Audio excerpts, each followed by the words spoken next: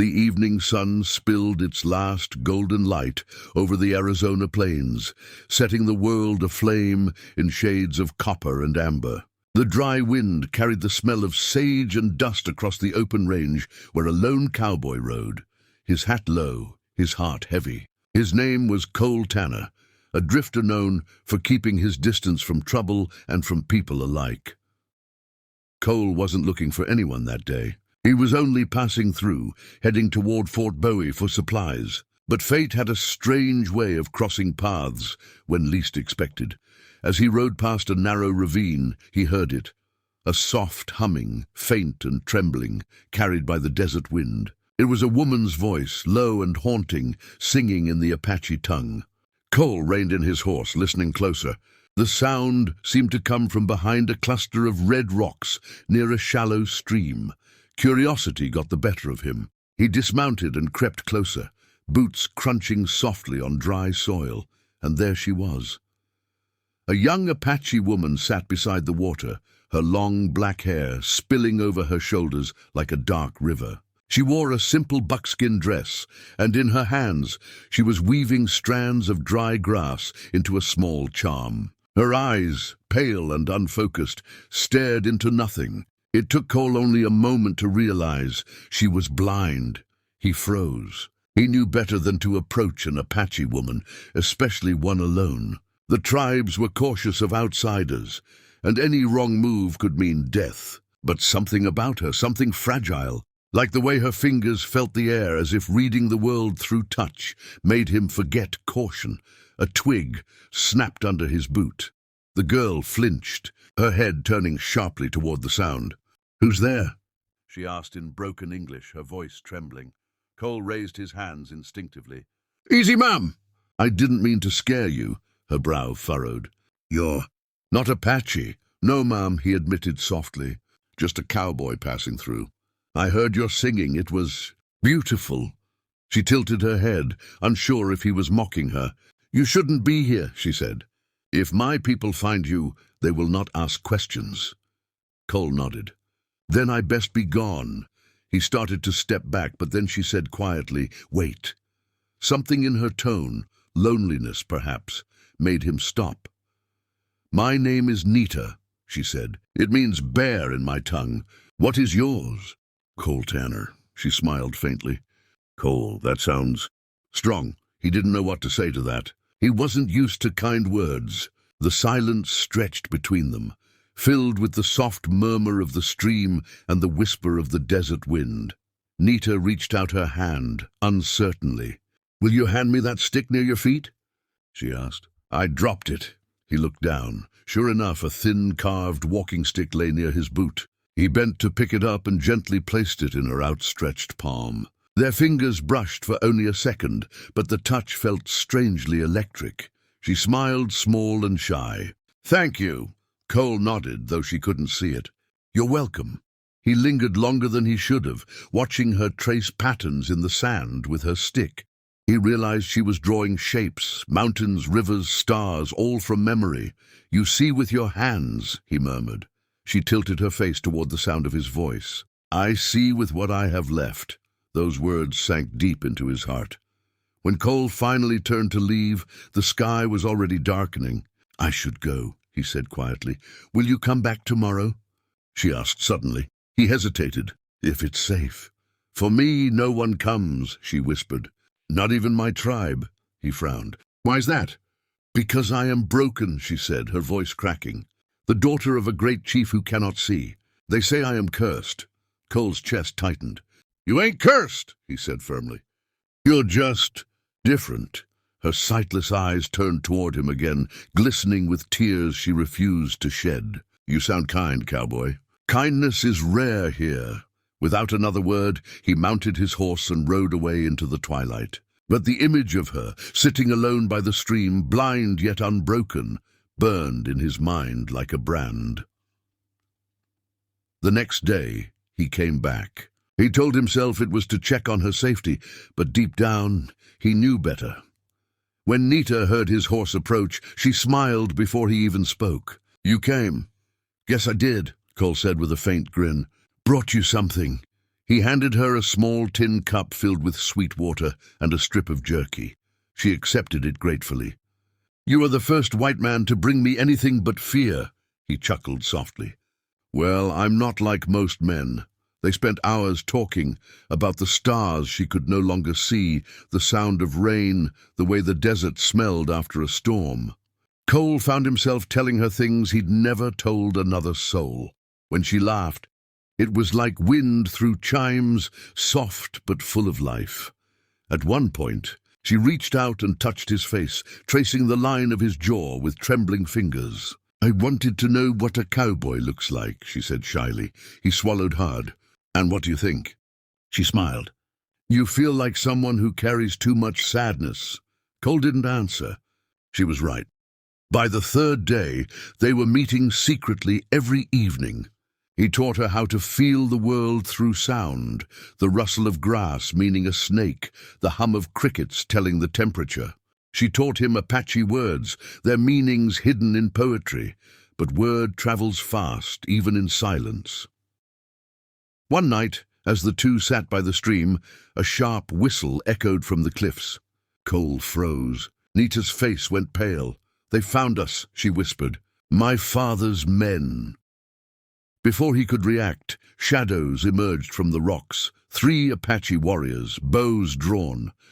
One of them shouted something in Apache, his eyes blazing with fury. Nita stood up, clutching Cole's arm.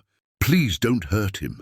He did nothing wrong." But the warriors didn't listen. The leader pointed an arrow straight at Cole's chest. And that was the moment Cole realized his accidental bond with the blind Apache girl had already crossed a line no cowboy was meant to cross. The moon hung low over the desert, casting silver light over the scene. Cole Tanner stood frozen, 3 Apache arrows aimed straight at his heart. Nita gripped his arm tightly, her blind eyes filled with fear. "Don't hurt him," she cried, stepping in front of him. "He's my friend." The tallest warrior barked something harsh in Apache. Cole couldn't understand, but the tone was clear. He was being accused of trespassing, or worse. "Nita," Cole whispered, "tell them I mean no harm." She turned toward the warriors, her voice trembling as she spoke in her native tongue. The men hesitated, lowering their weapons slightly, but their eyes burned with distrust. One of them spat on the ground. "White man lies," he growled in broken English. "Chief will decide his bones' fate." Cole didn't fight when they took his gun and tied his hands. He wasn't about to make things worse. Nita pleaded the whole way back, but they ignored her. They reached the Apache village just before dawn. Fires burned low, casting orange light on the round huts. The tribe gathered quickly, men, women, even children, whispering as they saw a white cowboy being led in by their own guards. Then through the crowd came a man who radiated power and silence, Chief Takoda, Nita's father. His hair was streaked with gray, his eyes sharp as the blade at his belt. He looked first at his daughter, then at Cole. "Why do you bring this man here, Nita?" he demanded in Apache. Nita stood tall despite trembling. "Because he is my friend, father. He helped me." Takoda's jaw tightened. "You shame your blood. You know our law. No outsider may come near the chief's bloodline." Cole couldn't understand the words, but the anger in Takoda's tone was enough. "Sir," he began carefully, "I didn't mean to cause trouble. I just saw she was alone. I wanted to help." Takoda turned his hard eyes on him. "You speak of help, cowboy? My daughter is blind because of your people's bullets." Cole's chest tightened. He'd heard stories, an old skirmish between settlers and Takoda's tribe years ago. A stray gunshot had struck a child. Now he knew who that child had been. "I'm sorry," Cole said quietly, "but I ain't the man who did it." Takoda said nothing for a long time. Finally, he gestured to his guards. "He will stay here until sunrise. Then the great fire will judge him." They tied Cole to a post near the center of the village. All night, Nita sat nearby, whispering through the darkness. "Don't be afraid," she said softly. "My father's heart is not as hard as his words." "I will speak for you," Cole smiled weakly. "You shouldn't risk yourself for me." "I already did," she said with a faint smile. "When I asked you to come back the first time, He looked at her pale eyes, and something deep inside him stirred. "You're braver than anyone I've ever met, Nita." She reached for his hand. Her fingers were small, trembling but warm. "You came when no one else would," she whispered. "You saw me, not my blindness. For that I will never forget you." By morning the tribe gathered for judgment. Smoke rose from the great fire in the center, and the chief stood tall before his people. "This man," Takoda said, pointing at Cole, "entered our lands, spoke to my daughter, and broke our sacred rule." "What say the spirits?" the crowd murmured. Some demanded blood. Others remained silent. Cole faced them squarely. "If helping someone is a crime, then I'm guilty," he said. "But I swear before heaven I never meant disrespect." Takoda's eyes narrowed. "Words are easy, Cowboy. Prove your heart."